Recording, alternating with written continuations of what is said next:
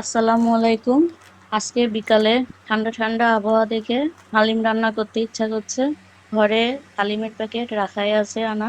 ছেলেরাও সবাই বলছে হালিম খাবে, কিছু গোশত কষিয়ে রাখা ছিল, তাই হালিম রাঁধতে চলে আসি। প্রথমে একটা রাঁধুনি হালিম মিক্সটের প্যাকেট নিলাম। একটা পেয়ালার ভিতরে প্যাকেটের ডালগুলো ঢাললাম। পুরো প্যাকেটের ডালটা ঢেলে নেওয়ার পরে কুসুম কুসুম গরম পানি দিয়ে ডালটা 10-15 মিনিটের জন্য ভিজিয়ে রাখলাম। পেঁয়াজ বেরেস্তা করলাম। পেঁয়াজ একটা হাঁড়িতে পরিমাণ মতো তেল দিয়ে কিছুটা পেঁয়াজ নিয়েছি। পেঁয়াজ নিয়ে বেরেস্তা করব।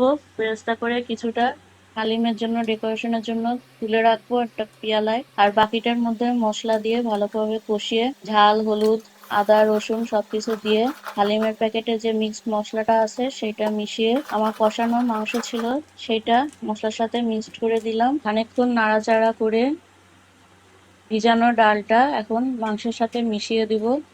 দিয়ে আস্তে আস্তে ভালোভাবে নাড়তে থাকবো।